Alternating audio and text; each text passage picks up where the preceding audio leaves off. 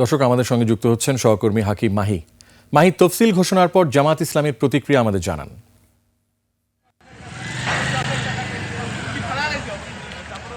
জি রিয়াজ, আমি এই মুহূর্তে রয়েছি বাংলাদেশ জামায়াতে ইসলামের কেন্দ্রীয় অফিসের সামনে। আপনারা জানেন যে আজকে সন্ধ্যা 6টায় তফসিল ঘোষণার পর তারপরে কিন্তু প্রতিক্রিয়া জানিয়েছে বাংলাদেশ জামায়াতে ইসলামের পক্ষ থেকে, এবং সেই প্রতিক্রিয়াটি জানিয়েছেন দলের সহকারী সেক্রেটারি জেনারেল এহসানুল মাহবুব জুবায়ের। এবং তিনি বলেছেন যে আজকের যে তফসিল ঘোষণা, তার মাধ্যমে কিন্তু যে একটি সংশয় ছিল নির্বাচনের ব্যাপারে, সেই সংশয়টি কিন্তু কেটে গিয়েছে এই তফসিল ঘোষণার মধ্য দিয়ে।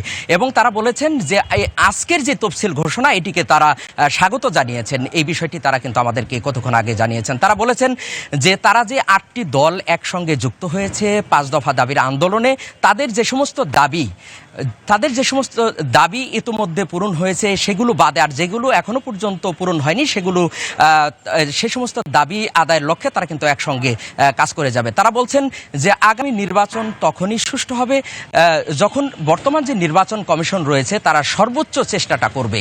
এবং তারা বলেছেন যে আগামী নির্বাচনে, তারা আমাদেরকে জানিয়েছেন যে আগামী নির্বাচনে লেভেল প্লেইং ফিল্ড কিন্তু রাখতে হবে, এবং বর্তমানে যে পরিস্থিতি রয়েছে তাতে তারা কিন্তু সংশয় জানিয়েছেন। তারা বলছেন যে নির্বাচন কমিশনকে সর্বোচ্চ ভূমিকা পালন করতে হবে এই লেভেল প্লেইং ফিল্ড প্রদানে। এবং তারা আরেকটি কথা তারা আমাদেরকে জানিয়েছেন যে তারা যে সমস্ত প্রার্থী দিবে সারা বাংলাদেশে, সেই প্রার্থী তারা এমন লোককে দিতে চান যারা যোগ্য, এমন লোককে কিন্তু তারা প্রার্থী দিতে চান। সেই বিষয়টি কিন্তু আজকের এখানে জানানো হয়েছে।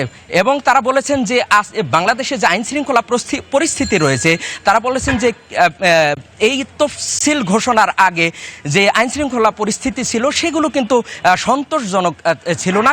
এই আগামী নির্বাচনকে সামনে রেখে, অর্থাৎ আগামী 12ই ফেব্রুয়ারি যে নির্বাচন হতে যাচ্ছে, সেই নির্বাচনকে সামনে রেখে আইন শৃঙ্খলাকে আরও ঢেলে সাজানোর কথা তারা বলেছেন, এবং আইন শৃঙ্খলা পরিস্থিতি আরও সন্তোষজনক হওয়ার কথা তারা কিন্তু জানিয়েছেন। এবং তারা বলেছেন যে আগামী নির্বাচন শুধু ভোট গ্রহণ হবে না, সেদিন কিন্তু তারা বলেছেন গণভোটও কিন্তু সেখানে অনুষ্ঠিত হবে, এবং সেই গণভোট যাতে ভোট যাতে জয়ী হয় সেজন্য তারা কিন্তু প্রচেষ্টা চালিয়ে যাবেন। রিয়াজ, বাংলাদেশ জামায়াতে ইসলামীর অফিসের সামনে থেকে এই ছিল আমার কাছে সর্বশেষ। মাহি, আপনাকে অসংখ্য ধন্যবাদ।